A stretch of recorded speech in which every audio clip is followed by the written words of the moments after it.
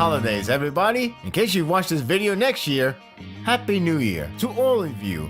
I am gracious that you guys have been following me in this channel for the past year or so. If you're still new to this, welcome. This is Sparda's World Podcast, episode 75, on December 30th, 2018. We are 2 days away for the brand new year. It's amazing how this is happening so quickly. I remember 2018 hype since last year, but it felt like I just remember hearing this since the beginning of fall season. It's kind of weird. We're in the new year. Well, we're getting close to the new year. Unless you started hearing this podcast, then it's the new year. It's crazy. it's really crazy, huh? It's hard to say what is going to happen next year, not just talking about life in general, but just talking about anime and manga, because this year we have lost a lot of series. Well, they got canceled so quickly because you're in a Weekly Shonen Jump. I know they have a good track record of cancellation. I think it's above 8. I want to say it's 8, or might be a little bit more, but who knows? All I know, they had 3 new series. They're supposed to be edgier, dark, evil, very mature shonen, stuff like that, like the Chainsaw thing. Honestly speaking, I haven't read them, so I can't really comment them. I can't really say, oh, they're gonna flop. Who's gonna say they're gonna live? I mean, come on, what is this, Momoji? But who knows? Who knows? I'll probably read them. Eventually I'll read them. I'm just happy that I get to come back, catching up to what's that manga name? Jujutsu Kaisen. I hope I said that name right. But yeah, because well, there was a fan translation that managed to finish up all the way to Weekly Shonen Jump. And now I am officially following that season up to date. That's awesome. I like that. I like that feeling. Now I'm missing Act Age. If I could get that feeling with Act Age, then that's very awesome. Because quite frankly, I really like that series a lot. I couldn't be so happy that I was been so supportive with that series. And I was, okay, again, I'm not the only one in the world. I don't want to be gloating. I don't want to have a big head and have a huge ego saying like, I'm the only one that has been supportive for Act Age. No, that's not true. But I did count on it more so than the other series. Bo's Beep, I believe. I think that's how you say his name. So, yeah. But, yeah, it's amazing how this year has come by really fast. And there were a lot of great anime series, if you ask me. And, you know, there are some overrated ones. There are some underrated ones. A lot of underrated ones, actually.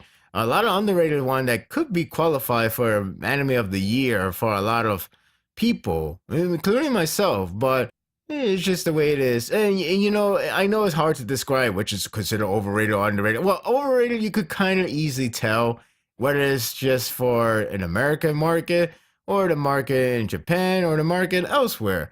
That one is much easier. Underrated is trickier because one hand, you would say like, hey, America thinks this anime is very underrated. It's like, why is that? Look at the population. There's only 3,000 people watching it. And, you know, I am going by Mao or my anime list. I know I'm going by that, and it's not the most accurate, but I'm just giving you the idea. So it's like, oh, that series is so underrated. And then you hear stuff from Japan. What are you talking about? This is very hyped. This is, if anything, it could be considered overrated in here. So that's the tricky part. Like, oh, okay. I didn't know you guys really love this type of series. You kidding me? We love it. So that's the tricky part. But again, the underrated series wise, at least in America, or going by Mao, there are plenty of them that are really, really damn good. And it's kind of upsetting when you see a lot of people not talking about them or not even heard about them. And it's like, you hear me at Anime NYC. Well, I'm not very loud because I'm kind of embarrassed to even do so. But in my mind, and very low volume, much low volume than like say up to 10 max, screaming support. I don't want to do that. I was going to do that at the Anime NYC. I'm like, oh, it's that anime. That's a really great anime. But yet nobody see it. Support. I don't want to do that. When I see them, I'm like, I really wish they got more attention. And of course, some series does have a lot of attention over in Japan. In America, no. In fact, they release, it's more like Crunchyroll to be exact. They release a chart of a different continent, a different country on which anime was the most watched in America, North America, and South America. Mainly North America. Obviously, it was Boku no Hero Academia or My Hero Academia. That was very obvious. It's a little bit surprising to see other country. China is Boruto, and I kind of saw that, foreseen that because I already heard a story about like how Boruto, you don't hear much talk in Japan, or at least not as loud as Naruto. So you would think maybe it's not as successful. Maybe it's like a waste of time. In Japan, in China, that's a different story. In China, they love it. They watch it. It's like over 30 million from what I heard. I don't know. Sure. I forgot what exact number, but it is true that in China, a lot of people really do love Boruto because it's Naruto. But still, that didn't come off surprise. I guess the only surprise really is Africa with Black Clover, and there are a good amount of tensions of Black Clover in other countries as well, which is cool because yeah, I know the anime is not the best thing in the world because Studio Perry, ha ha ha ha, Tokyo Ghoul, never forget. But anyway, I know it is not the best adaptation, and really, I kind of wish it was done by anybody else but Perry. I mean, who wouldn't really? Even Toei would probably suit it better, even though probably a lot of people were saying you're crazy.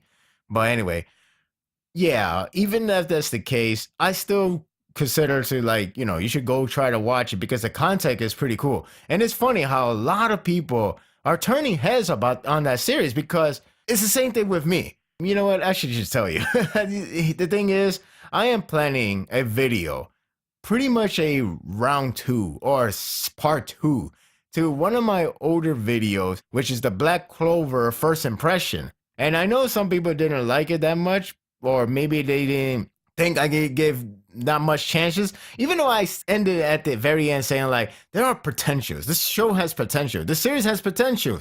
There are things that I see that could be like, if you utilize it well, I think the series can actually be really damn fun. And when it comes to that, did it happen? Well, I don't want to tell you from here, but let's just say it did that. But there's more to it that I would like to explain one day. Trust me, that type of video will happen. And, I was going to keep it secret, but if you do listen to this podcast, you hear from me first time right here, right now, that I am planning to do a round two of that video. It may not be as in a very like a heavy edit style, kind of like the way how I usually done with the other Sparda Lounge. Now the thing is, there is going to be like a revamp in my channel very soon. I'll explain that very soon.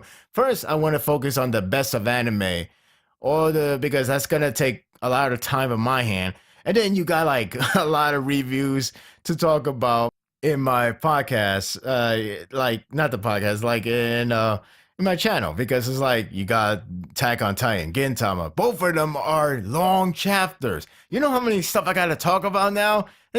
Usually, if you want to see the written post, the written version, it usually be like 16 damn pages long. I try to cut down, but sometimes it's like, I don't want to leave that out. That's such important detail. I don't want to do that. But, I have a lot of things on my hand, and yeah, we don't even know how long Gintama will last. It could be 3 more chapters. I know the newest chapter came out. It's chapter 699. I will try to get that done, hopefully, before the new year kicks in. I mean, I don't mind releasing it on New Year, but we'll see what happens. But in the meantime, the idea that I have in store for this channel is going to be a lot of special, interesting ideas. And I probably will post a video that would just tell my fans, my followers, my subscribers. I can't say fans because that's like, hey, I got a t-shirt now. but my subscribers saying like, hey, look, this is the stuff that you expect to come in this month or so. And I wanted to, let people know about it. So that way they should just expect reviews, which is fine for me. But I really wanted to explore more things. It's just that it's time consuming. I have a job. I do other things. It's really hard. Maybe if YouTube was my job, of course my priority would have been massively different because hey, that's my job. I wanted to get money, I gotta save myself and my family. But seriously though, it's all timing, and there's a lot of topics I could think about it because I used to be a freaking topic maniac, I guess. I can't find a better words. So I used to be like talk about a lot of stuff, and I could do that. But I guess you could say I'm still exhausted, a little bit exhausted, not entirely exhausted. It's because we're in a vacation mode, the whole Christmas, Hanukkah, all the holiday stuff, the New Year, and all that stuff. You know how it is. That's just like your time zone. It's just how a lot of people operate, or at least me. I operated that way. Yeah, there's gonna be a lot of different new stuff, new features, new material that's gonna come on in the channel. And I probably have the right niche that makes it easier on my end with the editing and all that stuff. So if I have the right materials, then I think I'm gonna produce a lot of more content outside than video reviews. If it does happen, then I'll let you guys know about it more in the due time. For now, let's just talk about the year end. The year is finally coming to an end, and I thought, how about like a review of the entire year itself? And I'm thinking myself, there's a lot of good talks about, but let's just talk about the reviews. More like let's talk about the series that I review in this channel. I don't want to talk about everything like the one I posted at Tumblr, whether it be One Piece, Nanasu no Taizai, aka The Seven Deadly Sins, Sokige no Soma. That'd just be a lot of time. Or even Black Clover, or even other series I follow. There's a lot of series I follow. You think because I only review these is the one either most interested or the only series I read? That's not really true. There's so many series I would love to review, but time consuming, Anyway, so I think we should just talk about the year-end thing. And I would like to talk about the general speaking in terms of the anime and manga wise, but how about let's just go over the series that I review here one by one, shall we? So let's get to it. We have My Hero Academia in 2018. It started with provisional license exam, the makeup one, with Bakugo and Shoto have to do. And it ends with Deku having a hard time with his quirk. And we don't know what exactly going on, but we're going to find out soon enough. Oh, I hope next year give us the answer, because if it doesn't, what the hell, But yeah, in due time, we're going to get some answers, even though everything seems so damn contrived, but what can you do? This series hasn't been up this ante for a long time, in my opinion. With that said, I thought this year was rather weak. Not the best, not that great, but I don't think it's that bad either. I think it's just fine. I would say it's fine. It's just the weakest of every other years, I guess. Maybe. Yeah, we have 3 arcs. I get it. We have 3 arcs. First arc, I enjoyed it. Second arc, I enjoyed it more or less. And the recent arc is the one that really hits it to the bottom of the barrel. And I thought the latest arc so far is just not so good. It's not that good. I wanted to end it so badly because I feel like there could be more to be done elsewhere. But the problem I have is the side characters are being treated here. There's supposed to be character development. There's supposed to be a lot of more insight of these characters. You get them, not development wise. Well, you do get very few, but the insight you do get, and they're not too bad, but they don't give you that much rewarding feeling. It's not like how you see other series. Like, let's take Black Clover, for example. You get an insight of a character or a development of one character that you see that been struggling for such a long time, and when the battle gets rough, battle gets tough, whatever you want to call it, the battle, either way, the battle is very, very, very challenging for that one character. Then they started to remember what they have been struggling, what they have been doing, what they started to develop. And once they do, they fight back hard. And then when they fight back, they do it with triumphant. They do it with great expectation met. They do it with anything that you've been dying to see. I could go on forever with Black Clover because Black Clover really proved me wrong. But let's not do compare and contrast with Black Clover. The point is, when you look at My Hero Academia stand alone, it's not that exciting.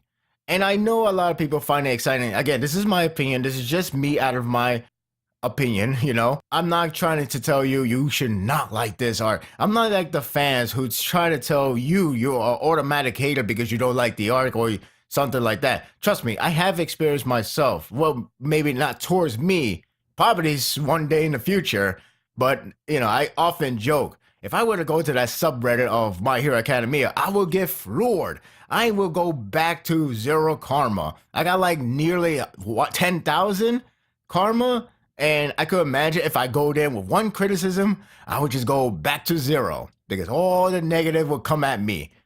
It's a joke, maybe. I hope it's a joke because I don't want the fans to really be that way. But you never know. The point of what I'm trying to get is that there are fans that will tell you that you're a hater, or they will not acknowledge that there is any criticism. Yeah, they will acknowledge, but they will actually brush aside like a little dust on their shoulder.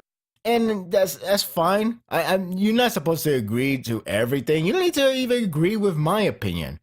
But I think the problem is that not a lot of people acknowledge it, and not a lot of people will accept it, and then they will automatically go to the next route, which is call you out, or call you a hater, or call you this and that, or like what a fanboy of another series. It's like, why that has to resort to that one? I still remember this to this day, and the internship arc, which was amongst a lot of people biggest disappointment. I mean, I thought I was very alone, or okay, maybe not alone, but I thought I was not the I thought I was like the very, very minor ship of like criticism, but there's actually a good amount. There's actually a good half. Even when they announced season 4, a lot of posts around season 4 talked about more of like how the fans is going to react when they see this arc. Because I thought this arc was crap, and this is that and that. It's like, well, it's actually interesting to see what the fans is going to react. That's interesting that people actually more looking forward to the reaction, more so how the content is going to fill out. But let me go back to what I'm trying to say. Now, in the internship arc, it was being criticized. I mean, even if you go like Amazon in Japan, you actually find Japanese users not really liking the arc itself as well. But, to each their own. And you can't really say that's the entire fan base. But the fact is still there, and the fact is actually knowledgeable, like something like that, that means you're not alone when you think the arc sucked. So when there was a chapter that was coming out, and one of the users was like, this chapter is really good. If for all the haters of the arc, fuck off. I'm like, we're sorry? I felt like I was responding for the fan. I mean, I'm joking, but it was so strange to hear that, or read that. It was in a Twitter post. To read it, I'm like, what do we do? Or what did I do? More exactly. I mean, I don't like the arc, but why you're looking at me like we can't read it because fuck you, I guess. So that was so strange. And it came from a user who's pretty much known to a lot of people, mainly for the leaks, but still, it's like, how that happen, You don't, let's not try to fanboy things up. Let's try to be neutral as possible. That's the way I like to see. I like to bring the neutrality in a discussion board when it comes to like just in general, more so than like, hey, let me go to Gintama and let me just be in general. Even so, I would not be shy away to say like, that part is a little mistake. They should have done this or that. I'm not gonna be like, oh, this is a masterpiece, wonderful. It's too glorious. It's too. Nothing could go wrong. Nothing at all. Masterful writing. It remind me of Naruto days, but I don't want to go back to that. So the fans will tell you off, will call you off, whatever. They're gonna just not acknowledge about the series. But then again, I do think My Hero Academia is getting a good amount of bashing. So it's like it doesn't need my hope. I mean, I don't bash the series, honestly. I just bash whatever chapter or the content that's really not good, bad, mediocre, etc. That's the only thing I do. I don't really go like, oh, My Hero Academia sucks. I mean, I joke around, be like, let's see. Well, let's see. You want to be popular in America? First, step 1, you got to be shonen. Step 2, you got to fight. Step 3, superhero. And then, boom, you're popular. It's kind of like how I joke about Golden Kamui, which I think is actually being underrated in America, which is actually a crime itself. But I'll talk about that another day. But yeah, that series is freaking good. I mean, seriously, seriously, seriously good. And, I know the anime is not the best representation, but still, I feel like a lot of people should check out the manga. It's like Tokyo Ghoul in a sense. Like, check out the manga, because you will actually see why this is so damn good. Why Japan love it. Why they won the award one time, because it rightfully so is so good. But yeah, it's not a superhero. See, so that's the joke when I'm coming from. So let me go back to My Hero Academia in the year, and I thought the whole series in this year has been just okay. I think because the first two arc was enjoyable. I do enjoy Genzo, La Brava, the whole fight. I feel like Jiro got in a backseat, back burner, whatever you want to call it.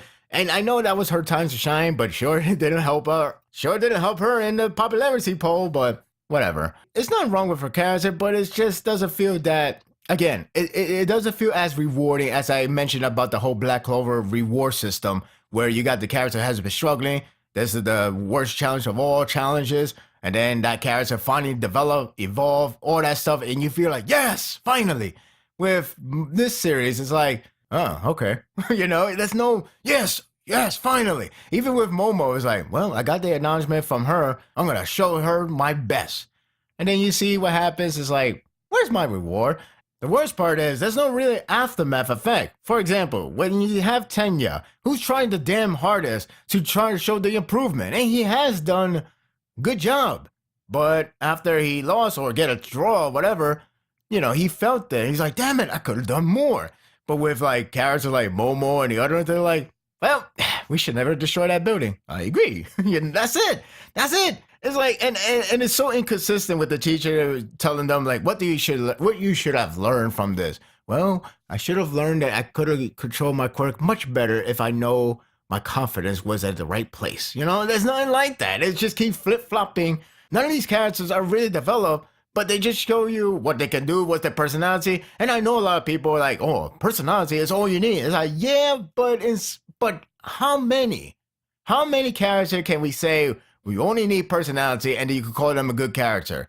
It's not really true. There is a review I read, or more like a post, reflects my thought. And it's like, yeah, you got characters that with likable personality and something like a good design. They do have good design. They do have likable personality. But we don't know much of them. We don't know much of the character. And if you don't know much of the character, what is their point?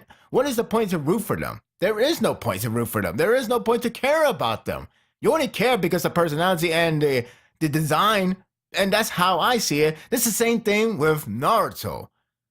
Almost the same thing with Bleach, but Bleach does have some moments where they develop the character. The only problem is they treat every character like main character, meaning everybody would get a volume worth of contact. That's too much. That's damn too much. Give them 1 or 2 chapters and call it a day.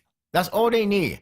And My Hero Academia can't do that for some reason. I don't know why. They're good at introducing new character, but when you go ongoing, they suck. I mean, the only one that really don't suck is Shoto, Bakugo, and Deku. That's because they're the prime focus for Kohi. They're the prime focus, and it's very clear. It's abundantly clear. Shoto, he has his daddy issues, and that's been going on forever. But that's fine. That's fine. The only downside is his performance after so long. This is big fight. I guess this is big fight ever since Stein. Yeah, Stein, right? But the real thing is this is his first action since provisional license exam, and he lost, and he underwhelms because Tessa has to be, I don't know, put up to the level for whatever reason. I mean, look, I don't hate the Team B, but it's hard to not to acknowledge them. It's hard to acknowledge any of them because they're more of obstacles, which that's one of my main problem with those characters. They're more of obstacles than somebody that you wanted to maybe have a second thought. It seems like you only wanted to root for them for the sake of like, hey, let's change it up, there's no real meaning of giving me of like rooting for them. It's not like a sports series. Like, I know you should not compare with sports series with a battle shonen, but let me give you just one example. In Haikyuu, that we have a team that we focus on, and that is called Asuno, because they're the main team. That's where the protagonists and every other main characters are in. Fine. But you have another game that you go against each other. They go against each other, and then, that other team, you would think they would just be obstacle who just spout out some nasty words or being dick or being an asshole one-on-one. I mean, we do have that team. However, we get the inside of their character. We actually get developments of those characters. But why would you do that? To waste our time? Not exactly. Because you want us to make this game more meaningful. You want us to see why You wanted to either cheer for them or you want to hate them even more, and you want to see the main team to win even better more. Like you want them to win. Like there was another team. I don't want to go too much of a spoiler around, but there's another team that's really really good people. And at one hand, you wanted the main team to win, and then later on you want the other teams to win. But you don't mind if the main team win, but you would actually feel sympathy if the opponent team loses. With My Hero Academia, it doesn't give you shit. It doesn't give you anything. All I know is I'm here just to see what happens, and just as hopefully, some character gets development. And there's a little, just a little. It's more of insight, just a reflection of how far they come to about. It's like we're treating them like the final arc all of a sudden, but it's not the final arc. Of course not. The series is popular. You kidding me? Everybody is not really showing growth. They're not really showing like what they're being developed. It's not like Ayama. Ayama back in the provisional license exam. That's where the first time we get to understand why he's acting this way, or more like why he has like what did he see in himself, and then the character back him up. That's development because that's when he acknowledged these characters, his friends is actually cool. But in here, again, everybody's more of an insight. Even with Ochaku, yeah, there's a newest chapter that just came out, 212. But even Ochaku, yeah, it's nice that we get to understand more about the character. Like it's nice to get further insight, even though it almost feels contradicting because her reason to be a hero was for money. Maybe it's not that much of a contradiction, but I feel like it shouldn't have reflected upon it again because people may have forgotten. Oh yeah, that's her character. She wanted to do for money, but at the same time, she probably likes Hero too because she likes to give people a smile. That's fine. I wouldn't mind that. But I feel like with a small dismissal of the money part, it kind of makes it seems contradictory or sort of retcon. I don't want that. Again, it's not much of a development and it's not much of a reward system because again, you're only doing one action. That's not really fighting or that's not really showing you what you have. And that's what I'm waiting for her. I've been waiting for death. It's been since Bakugo. That's where the real fight, the real intimidation, even though that was a tournament. That was just a damn tournament. I know I'm venting everything and out and all that stuff, but that's how I feel about the series. And it's disappointing because I want this series to be damn good. Like I wanted to be in the heydays. When I started reviewing, I was still psyched. I was still hype about this series because it was so damn good. And now you see all these reviewers, all this stuff for YouTube video. Look, that's their opinion. That's cool, but it is almost a bit chuckling, baffling, whatever you want to call it, because they all praise it for the action being like unique. How it's like the fight does suck or whatever like that, but it's the energy in it and the emotion and stuff like that. And I'm saying like that's fine when you think that way, even though you stop right where it really gets the most of the emotional attention, which is pretty much All Might versus All for One. But after that, you don't get that much anymore. I mean, the last time I could recall, I guess, was Gentle and La Brava because they're the one that they were trying to treat themselves like good guys. I mean, yeah, you got Endeavor versus High End, I think that's his name, or whatever you call it.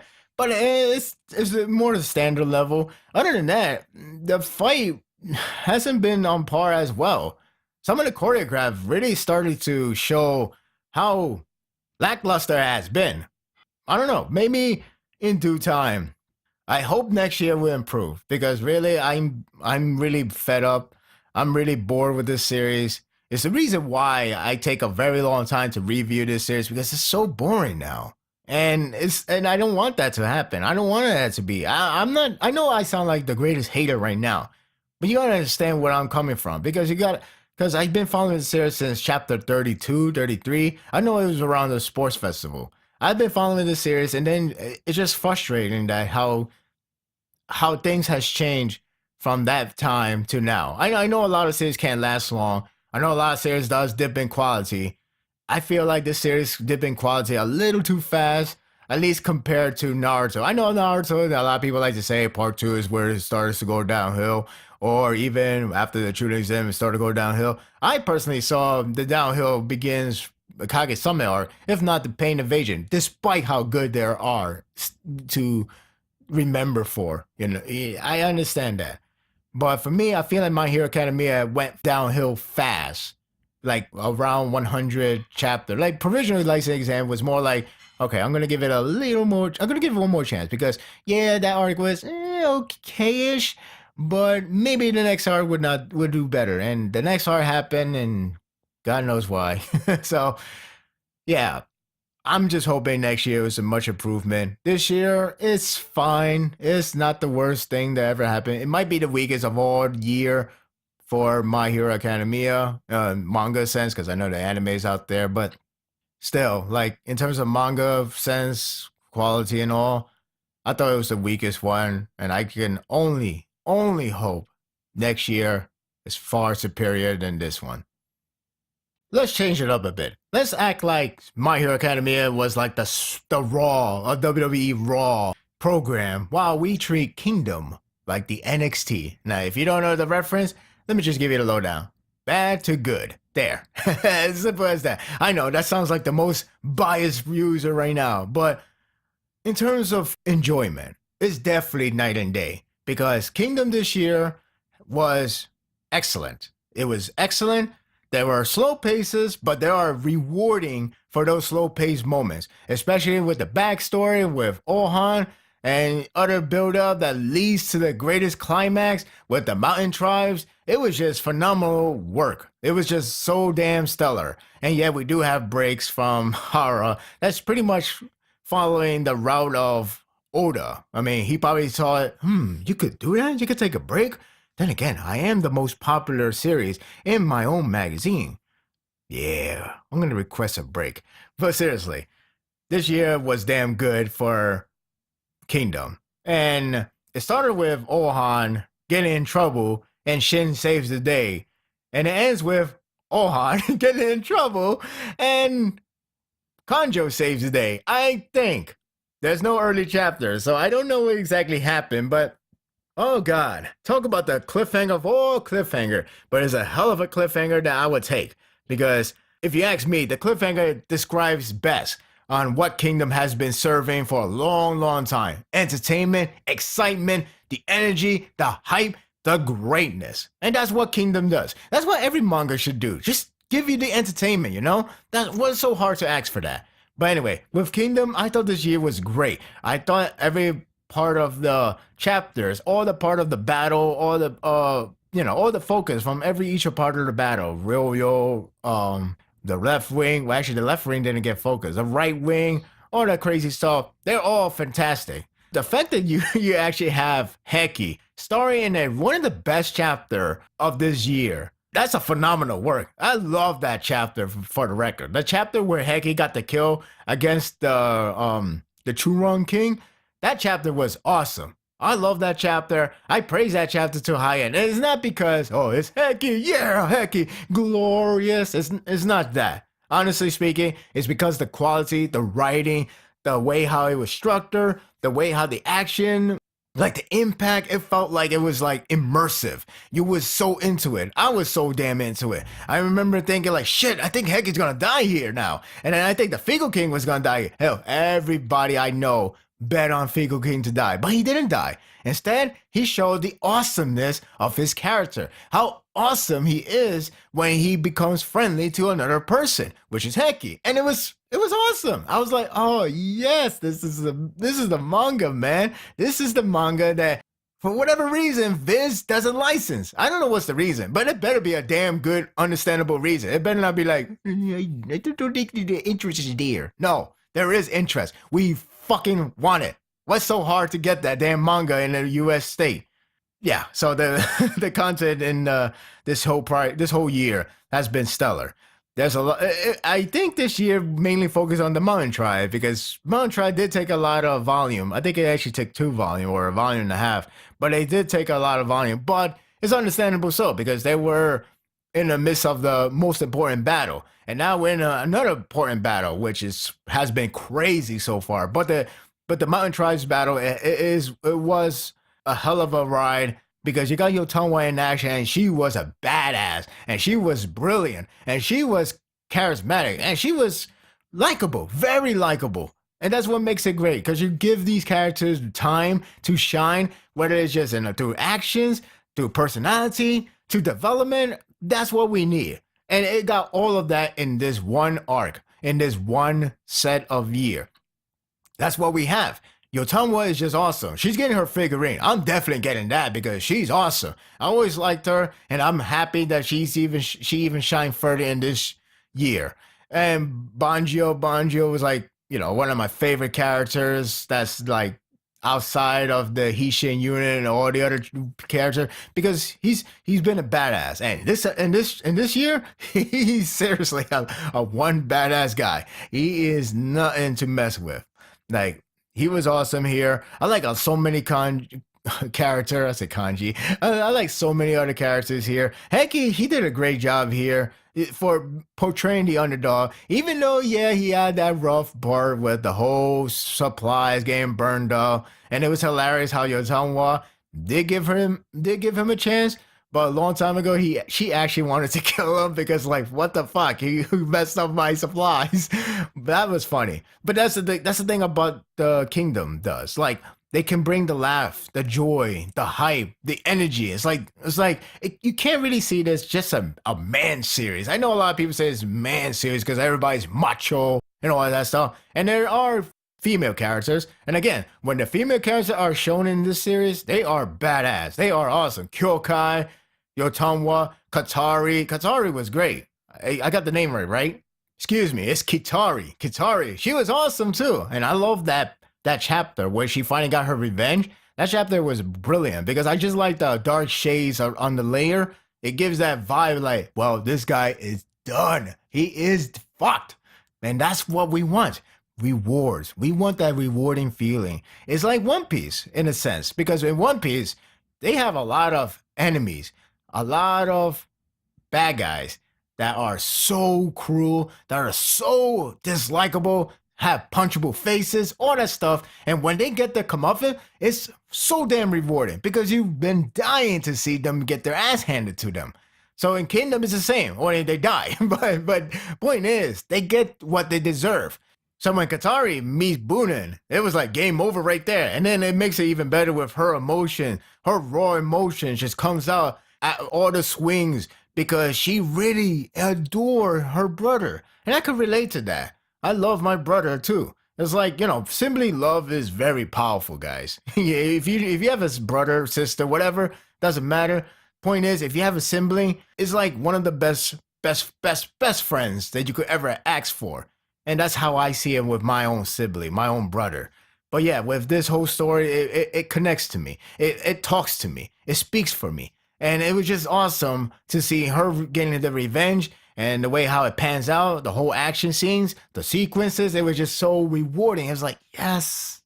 And then you got the Heki part, which was, glorious, damn it. I mean, Heki kills a guy that's like level 100 and Heki's like level 20. You could imagine the experience point he has gained. It's like, yeah, I'm level 40 now. Because, shit, I didn't think Chunrong would die by Heki. I mean, I thought Heki would do a good amount of help and maybe Figo can get lucky or Yotama gets lucky, but shit, But that's what makes it awesome. It feels like you don't know what's going to happen exactly. Yeah, you got the history thing, and you could technically spoil yourself with history, but sometimes there's some alteration that when that stuff happens, it's like not only is it actually surprising, but it's actually damn cool.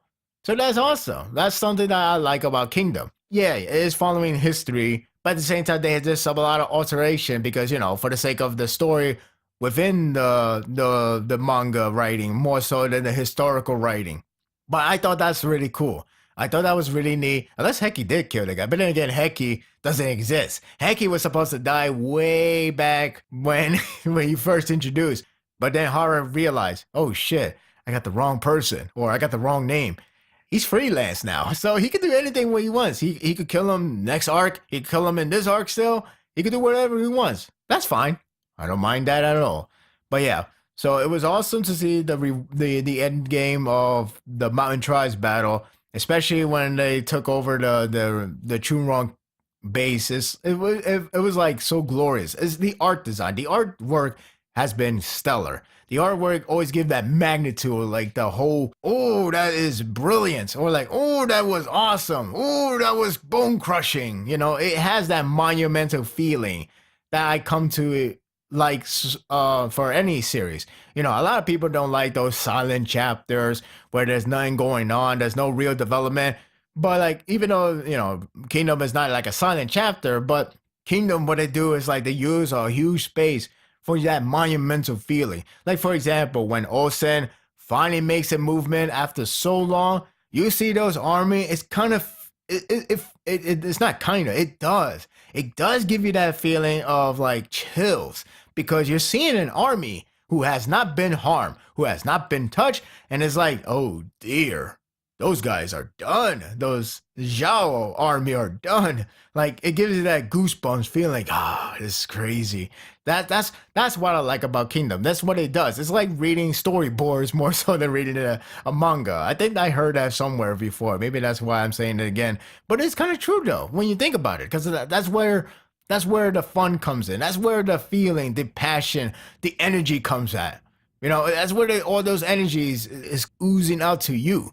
So with Kingdom, of course, it's going to continue the same because it's Kingdom. Horror knows what he wants to do. Horror knows what the fans is going to be craving for, and he gives us with tons of rewards.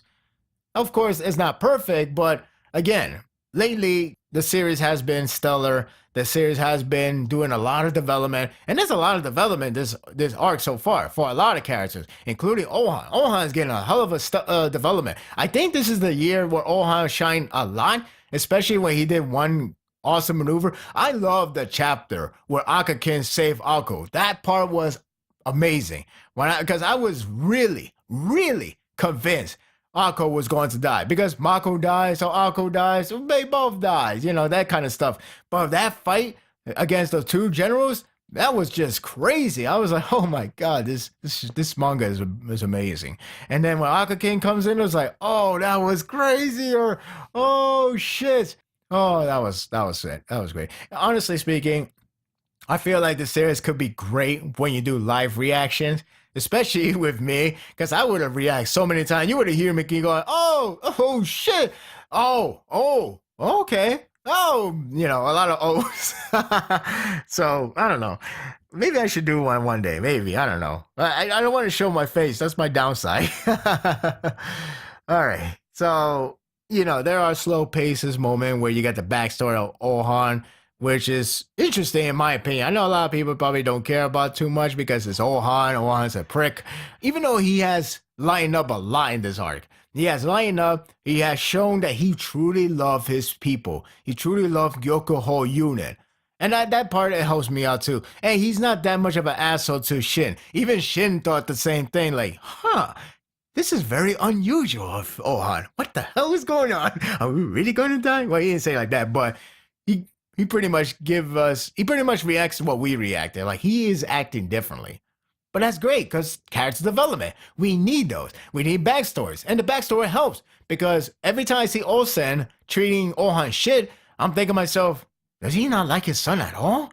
I'm not thinking like, I wonder. There's no wondering. Now it's like, damn, what an asshole. It gives us a better reflection on these characters. And that's great. And then you got the whole wonderful, actually, that's two wonderful speeches. Wonderful speeches.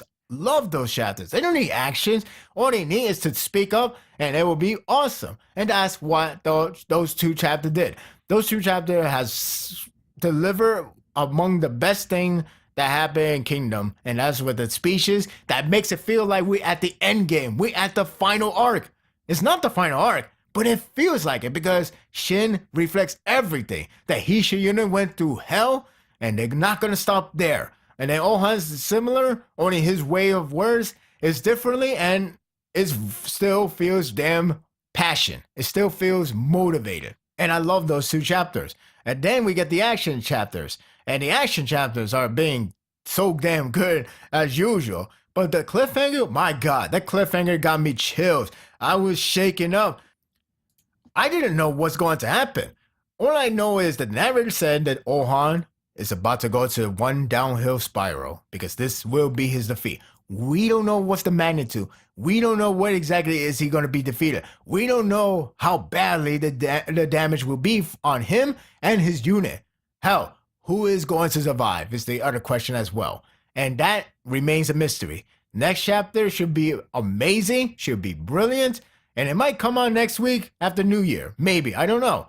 But I hope it does. That way you can send the New Year a huge, wonderful start. Because Kingdom is great. It has been great so far. It has been stellar with the action sequences, the artwork, the character developments. There's so many great things that's going on. And I can trust Hara to deliver more and more exciting events. And maybe, just maybe, next year will be the end of the arc. I don't know. I can't be wrong. You never know. But there's a good chance of it. I know the arc has been going on and on for, I think, 2 years. I think it is 2 years. Wow. Even if it does go on that long, if you could bring the energy, the excitement, all the good stuff, so be it. This is the landscape changer. This is the game changer of all game changer if Chin does win this one. Bottom line, I have nothing to fear about Kingdom because Kingdom has been stellar and it will continue to be stellar, so I have nothing to worry about. Maybe if hiccups here and there, that's kind of expected for a lot of series, but overall, it's going to be a greatness to the very end of time. We switch up to the monthly series, Attack on Titan, and boy did it start insane. I mean, if you look back, we actually begin the year with the attack on Marley from Eren, and it was just a hell of a sight to see. Hell, going back to it, it's still mind-blowing to me. It's just crazy how intense it was. The action was top-notch. Everything was just everything was just going insane. I was like, what is going on here? And everybody's getting killed off. Everybody's getting rocked. Everybody's getting blown away. Everybody's getting dismantled. It was just crazy. The whole Jaw Titan, the use of breaking the crystal was just insane. It was like, damn, that is such a Senin type of bone-crushing kill. Well, maybe not really, because you wouldn't actually see it yourself. But still, that is pretty damn mortifying, you know? It's like, holy shit, what is happening here? It ends with the chapter where Zeke runs away from Levi because, why not? Nah, but really, he only run away because I guess the time of plan is here. And he rolls out with Falling Titan from the sky, which used to be Survey Corps, but now Levi is trapped. And I believe there is a spoiler. I did not read the spoilers. I don't want to read the spoilers. I want to know what's going to take place in the next chapter. And I think the next chapter may be out by tomorrow, the last day of the year, or it could happen next year, you know? So who knows? But I'm definitely going to review that chapter when the time comes. It'll probably end up being a New Year content. Start the New Year fresh. That's the way I want it to have. But yes, that's where it ended. There's a lot of talking. There's a lot of developments. There's a lot of mysteries. There's a lot of actions in the very beginning, at least. And unfortunately, we did lose Sasha. It still hurts to know that she has died in this year. It's like, damn, why you had to kill her off, man? I mean, yeah, I heard it was a pre-planned thing way back in, I think the season 2 content timing with the village and everything. I think she was supposed to die there. I can't really confirm that. I only hear stories about that. That might be true. But still, I still enjoy her character and I still like her charisma. But on the plus side, Isayama is utilizing her death in a really good way. Not only to give the feeling of remorse to the Survey Corps, but also like pretty much tie in with other characters that have been influenced by her. You know, with the whole situation with Niccolo, I thought that was pretty sad. I thought it was actually pretty damn, you know, like it's emotional. I thought it was emotional because, like, yeah, Niccolo is a brand new character in a sense, but the stuff, the reactions, the emotion, the expressions, the way how Izuyama utilized his character, as well as her family, Sasha's family, that is, the Bronze family, I thought everything was actually handled pretty damn well. And the flashback actually makes it much sadder when you look back and see Sasha being alive and well and all cheery. It's really sad, and it hits you right in the feels, where you see these characters used to be very relaxed, very happy that the not the war ended, but their trouble that they've been dealing with is coming to an end. And Eren is actually a good person there. He's still a nice guy. He still has mature. Everything felt like everybody was heading to paradise. That may still be true, but Eren is the bad guy, so maybe the paradise will be in heaven this time around. But yeah, that's where the mystery comes in. what is exactly going on with Eren? Is he mind control? Is he really that evil now? Is he doing something else that purposely portray as an evil villain? We don't know. But that's what makes the mystery still strong. And that's what the series is known for, the mystery. When you get the unveiling, it's like, oh shit, I did not see that coming, or oh, that makes sense. Oh, I saw that coming, but the way how it was executed was so damn good. It's the exact same thing what happens when you got Reiner and Berto being revealed as Titans. Like, even if you guessed it already, Isayama writing is gonna tell you otherwise. It's not gonna tell you, oh, you've been falling into my trap, my red herring trap. That's not the case. It's more like you're right, but I'm gonna execute it in a differently. Like, does it portray them like, I'm the evil mastermind? You know, it doesn't do that, and I'm happy for that because it's more human when you get them portrayed as themselves still, as themselves. There's no need to be like a different character altogether, but rather exposed of your crime. It's like being exposed of your past murders. You know, I don't want to go too deep, but it's like if you committed a crime, commit a murder, and then someone finally caught you, you expose yourself, but you don't like, I'm evil, I mean, it depends on you, I guess, but still, more or less, it's gonna be end up like a sympathy side. Even though you, of course, we're not gonna take you for a sympathetic person anymore because you're a murderer. You did a crime. But in some way, if you are tied with that person very, very, very close, you may feel something out of it. And of course, you know, it's hard. It's really hard to accept it. And that's what Isayama did with Reiner and Berto character. More of Reiner, because Reiner's the only one that really reacted. Berto is the one that didn't want to go with this route, but time has come. Shit has to be done. And that's what Isayama has done really good in this year. Because, you know, again, there's no betrayal. There's no, you know, like crazy, shocking twist. Or actually, there's some few. But point is that whole mystery and the whole human characterization from these characters, especially with the whole dinner scene where Niccolo wanted to get revenge for Sasha, but you could really sympathize with him, even if you haven't seen him much of the character. But you could sympathize with him because, you know, Sasha was a nice, lovable character back then that we all know of before her time came. And you see all the reflection that he really does love her, and you could tell he has been in the shit gutter for such a long time before she came to him. And when she died, it's like everything just disappeared again. And his only connection is to save himself is to serve dinner for the family. And then when servant corpse, they attended to the restaurant, and then they were supposed to drink that. Well, not they supposed to, but more like John wants to drink that liquor, and he didn't let him to because, well, yeah, it's contaminated with Zeke's spinal fluid. But the point is, it's like you can see that connection, like the fact he actually didn't let them drink it and actually saved them. It says a lot of volume, even if he doesn't know about it. But it says a lot of volume, and honestly, that makes it a really nice character. And the father of Sasha, he was great too. He's like the father of the year, if anything. But yeah, he had a really great speech, a really emotional, impactful that can speak to a lot of things, even in real life. It's all about the forest. It's all about us escaping that forest, leaving that forest. Otherwise, we would continue to be doing the same thing over and over again. A lot of good stuff. A lot of great characterization in this year. And again, the action in the beginning was intense as hell, but a lot of great action comes from their mouths. It comes from their words, especially Eren in the last chapter of the year, unless the leak happen tomorrow or today even.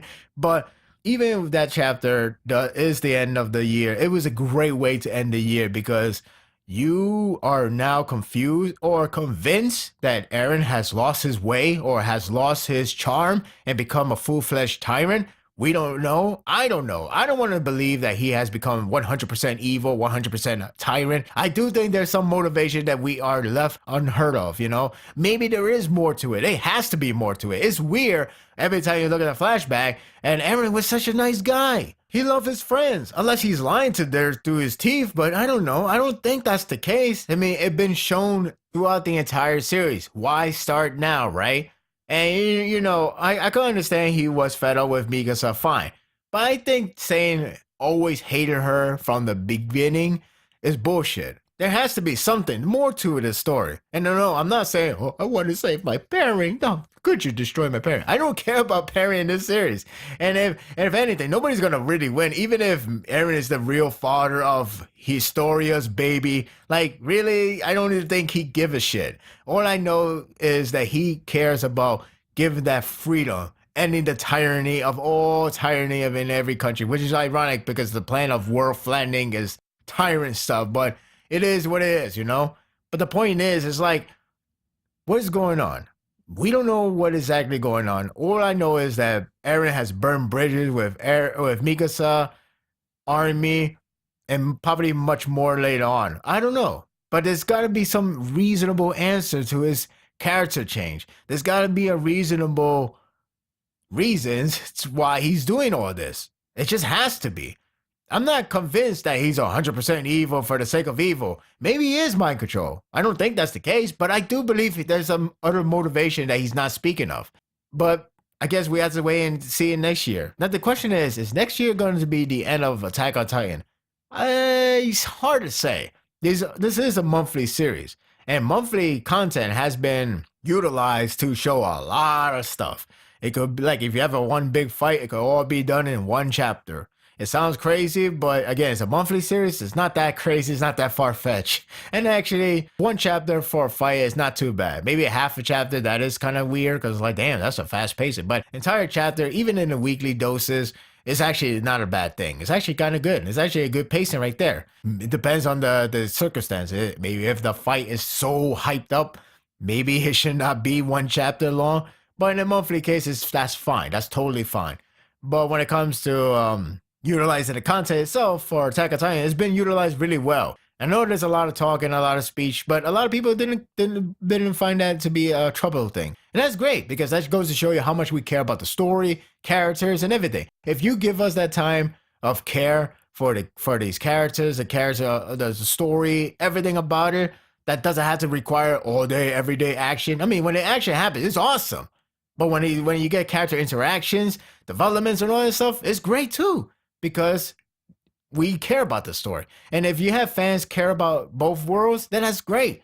That means you're doing something well. Because when you see like shonen series, but like, why there's so many talking? I want some action. Either you got the wrong audience or you got the audience that's like, find the story or the character rather underwhelming, which that's a bad thing in my opinion. Yeah, I know a lot of people have different opinion, but again, in my opinion, I think it's best to please the audience for all sides. Even if one is weaker than the other, it doesn't matter. If you could please them, if you could get at least good in one department, then you'll be fine. And then it will be classified as a really damn good series. I mean, you can still call it a really good series just for the action. But again, my point is, I think each department should get its benefits. It should have its good uprising things. It doesn't have to be equal. If you make it equal, that's amazing. But that's considered perfect. But let's be honest, there's no perfect series.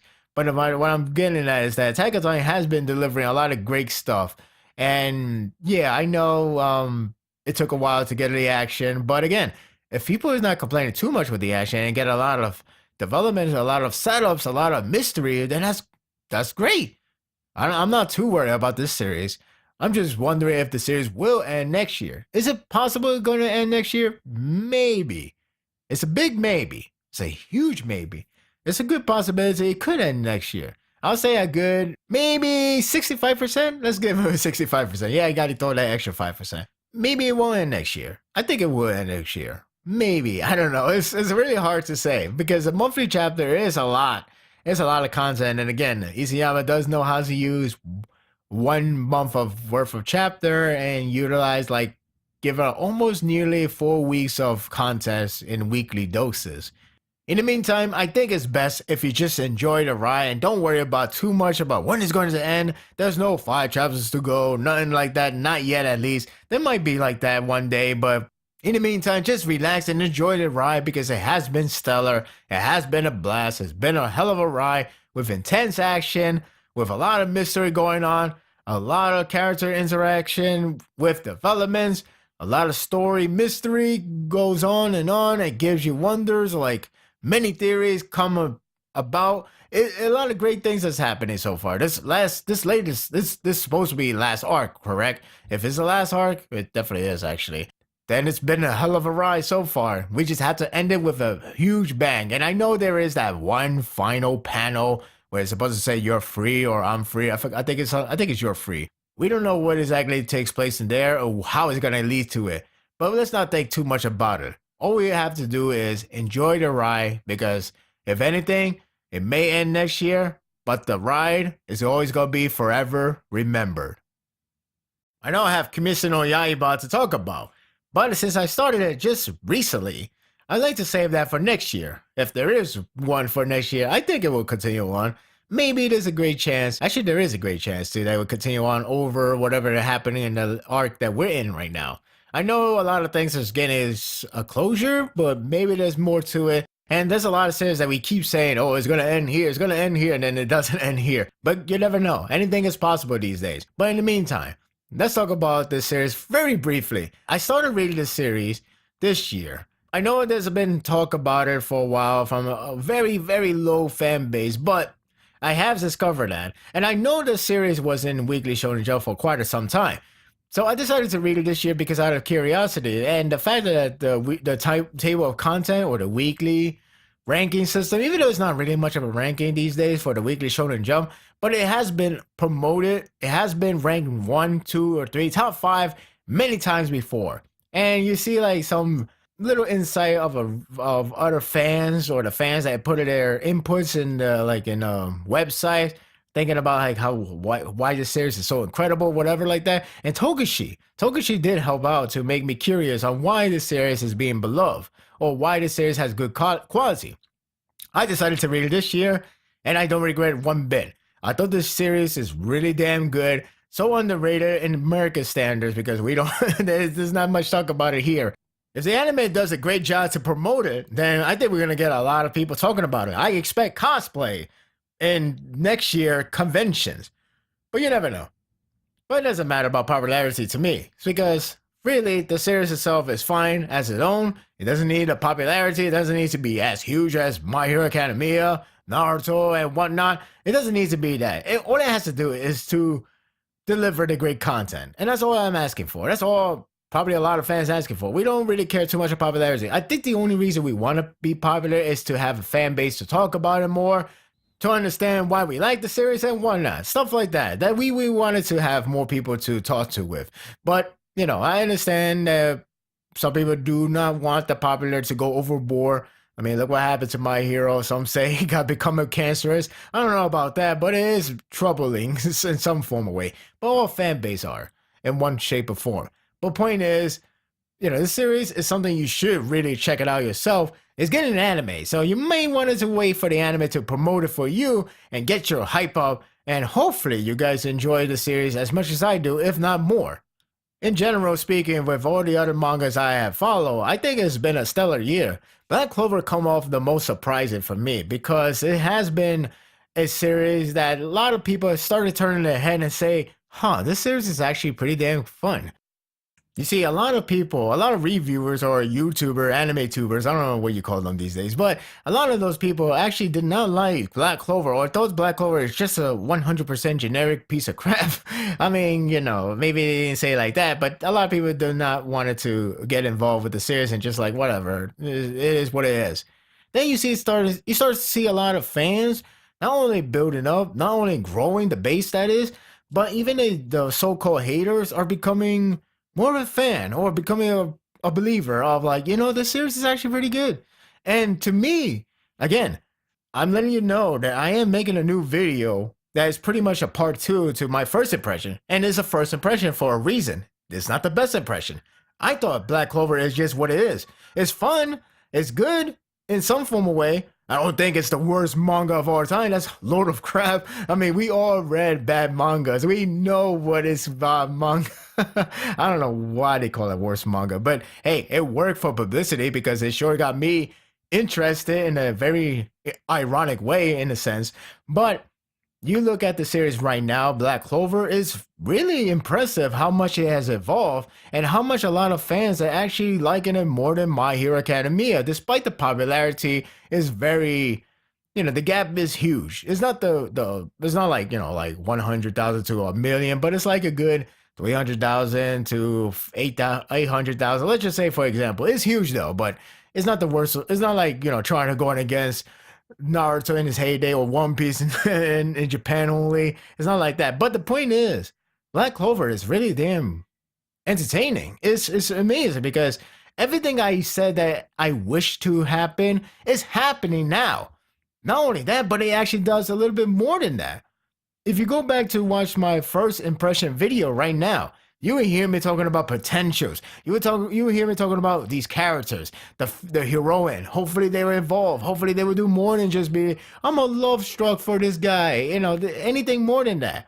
And it's funny because when you talk about heroine, it's reverse for that case. It's reverse with Ochaku to Noel in terms of my likability. It's crazy. It's really crazy. But I won't go further detail because you might have not read the series. But all I can say is it's a huge improvement. I still don't know if this series is going to end here. I don't think so. I think there'll be more to be done. It's really hard to think about it because a lot of this and Kimetsu no Yaiba has that sense of final arc. But at the same time, it has a sense of a lot of openings for the newer story. But we'll see what happens. Tokyo Ghoul ended this year. And it's sad that it has to end this year. It's also sad that a lot of things are left out.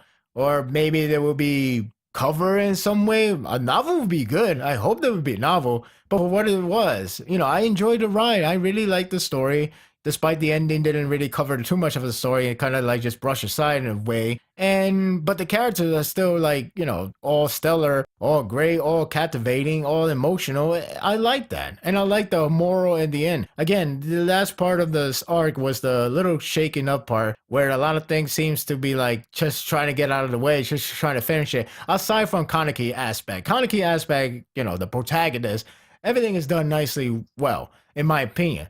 Everyone else is a hit and miss in terms of like how to handle their situation. I mean, I like the other characters, but I won't go too much of the spoiler around. The ending is good, despite the fact they had to cram it in because you kind of needs like 2 to 3 chapter alone. But it did give they did give him like a 2-chapter worth of content, so I'll give him credit for that. But you could tell he has a lot of characters to go over. But for a story that has a lot of characters, he sure handled them well enough. Because a lot of people can't handle that many characters. I mean, Kingdom has shitload of character, but it's handling them well. My Hero Academia has a lot of character.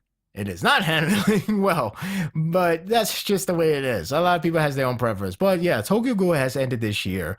Anime has ended this year. Thank God. The movie is coming out next year. Don't know what that's gonna hold up. We don't know what it's gonna be about exactly. I mean, it will most likely be the third arc, but we don't know or the second arc, excuse me. But we don't know if it really covers just that arc or there'll be more. Will it have his own ending? Anything is possible. Now, of course, a lot of people wish for Tokyo Ghoul Brotherhood because you got Fruit Basket having their sisterhood. You see what I did there? So they have their sisterhood. Why not for the fan? Yeah, it's too soon. That's the problem. That's the main problem. It's way too soon. The anime just ended just this year, and we don't know what's happening in the future. But it's a popular series. It's definitely a popular series. It cannot go undone and just say like, oh, the anime is there, they existed. I mean, even Berserk came back with the whole Golden Age arc stuff. You got that. They did it into movies. It's cel shaded, but it's a really good cel shaded in my opinion. It's not the best adaptation, but it's good enough. And then you got a 2016 and bad. In terms of animation, in terms of productions, and they skip a lot of things too. But what can you do? So Tokyo Ghoul ended this year. Gintama technically ended this year, but it did not. It returned to get the final ending. There is a new chapter that's out, 699, the real new chapter. And it's not the ending, even though I call the last chapter the final chapter. I was going to say the final chapter with a question mark, but I forgot. And I was like, oh, well, whatever.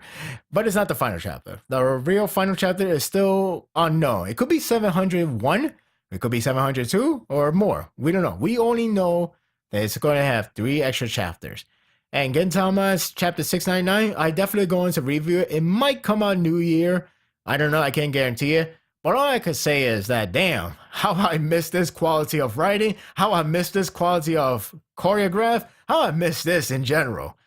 I mean, it's not to say the other series are crap, the one I review, like Attack on Titan, Kimetsu no Yaiba, My Hero Academia and all that stuff. It's just I missed this series, and it shows how much I missed the series when I read it and when I was so overjoyed with the content, especially the beginning, which is a parody itself. It's just a hilarious parody, but everything about it is still strong and it still holds up to this day. And I cannot wait to see the real final conclusion. And hopefully next year we'll deliver that with a huge bang. And I'm glad to see Gintama come into next year, technically speaking. So that way you will make 2019 a hell of a year. That's all I can ask for. There's other series I follow that are improving and they are getting more publicity. One of them is Jujutsu Kaisen? Why I keep forgetting the last name? But I think that's the name. But yeah, that one is getting publicity in Japan. That is getting the rising popularity is going up and up and up. And that's what Weekly Shonen Jump wants. They want that and it's happening for them and they should be proud of themselves.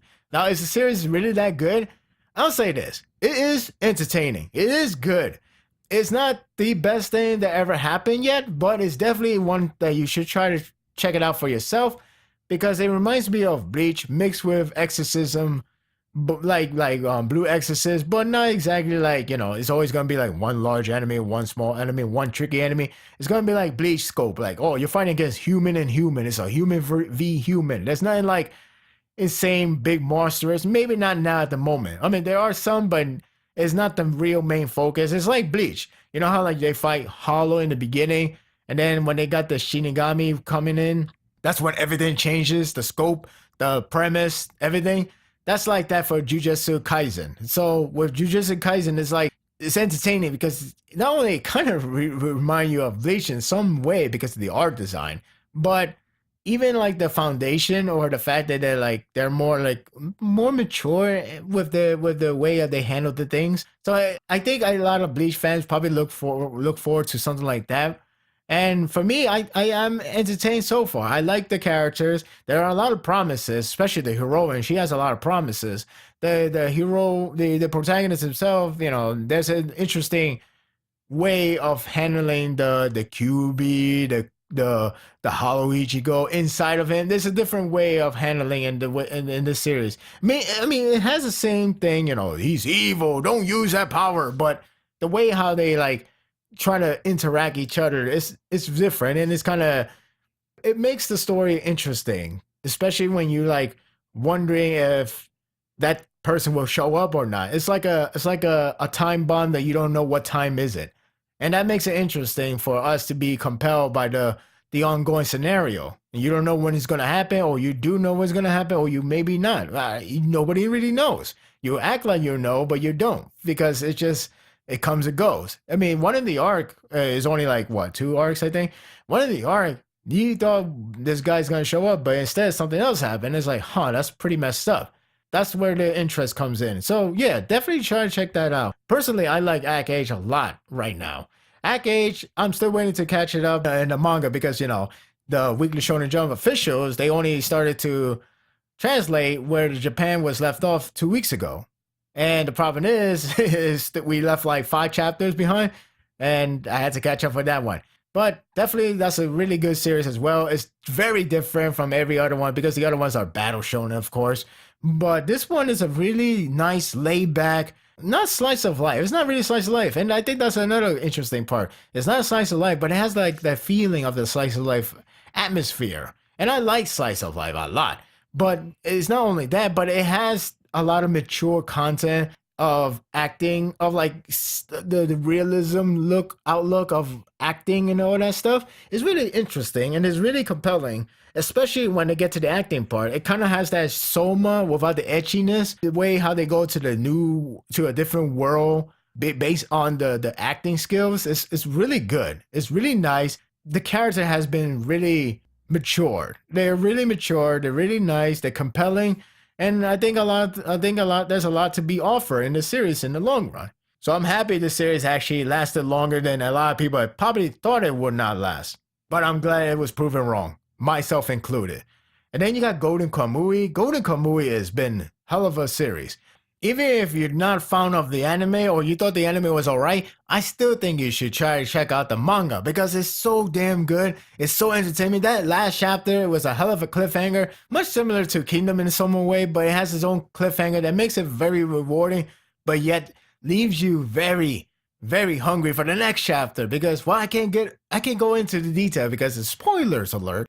But trust me, this manga is worth your time. You should definitely check it out. And there's a lot of other series that I do follow.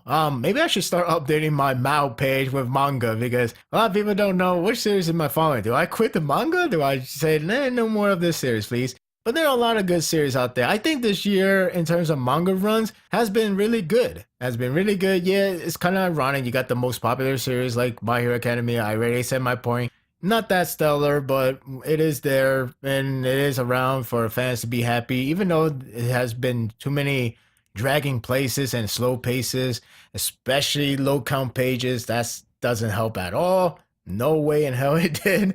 But there are a lot of good things out there. And a lot of new series. You should try to check it out yourself. I don't know about the new series that Weekly Shonen Jump produced. Those 3 new series, they're supposed to be edgelord series, but who knows? One day I'll check them myself and let's see if I can give any critique of them.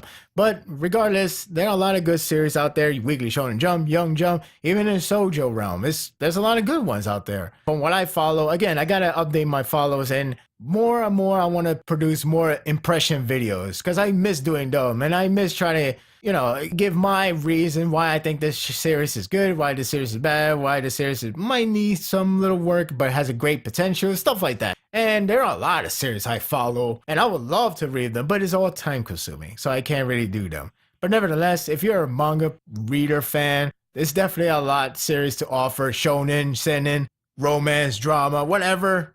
I say go look out there and see what fits best for you. At last, the anime in review. Well, I won't go into greater detail because I do have the whole anime of 2018 to work on. So that's coming up to give you the better reflection on what series I like, what series I don't like, and which series I find it disappointing, and which series I find it like, that should get more support. I'm going to go short on this one. So the best I can say is I thought this year was really damn good in terms of really good quality and variety anime for a lot of people to enjoy. There's a lot of slice of life, there's a lot of adventure ones, there's a lot of romance, drama, and all sorts of things that people come to enjoy the anime. Last year, I find it to be really good too, but this one, I find myself to think, I think this year it might be the better one of the two. Now, that also includes the 2 core series that come from last year to this year. Might be a little bit cheating, yeah, I agree, but those series are really great too. And there's a lot of good ones that came out this year, a lot of surprising ones, in fact, to me. And the ones I guess I should never judge the book by its cover. And then when I started reading them, or watching them, it's like, oh, wow, that's a different story. And, when it comes to ratings and Mao, even though it's like the most incredible source to use, and I don't mean incredible as a good way, but yeah, when you look at the score, sometimes they like doesn't really captures what the series really offers, and it's like, I thought that's a really good series, but you overrate this one. Or it's like, I thought this was gonna be really bad, but it ends up being damn good. There's a lot of series that did that. In fact, some of them are underrated ones. The one that's like there are some series that I started to watch them around episode 3. And there are some series, like you take Mao, for example. They like started off 6.72. I was like, oh, okay, this series might be crap. Might be. Question is it really crap? I checked them out. It's not. I thought it was good. I thought it was pretty enjoyable. And their ratings keep going and going higher. And that's a good thing because it goes to show you when you stick to the show, even if you thought it was crap before, maybe, just maybe, it's only starting up and maybe it will actually get better. And it does get better. Maybe 2 or 3 series I could think of the top of my head that gets better. I won't say it because that would spoil on the best underrated series of 2018. I don't want to say it. But trust me, there are 2 series that I actually follow along. Like, that's rating was low before. And it went up and up and up.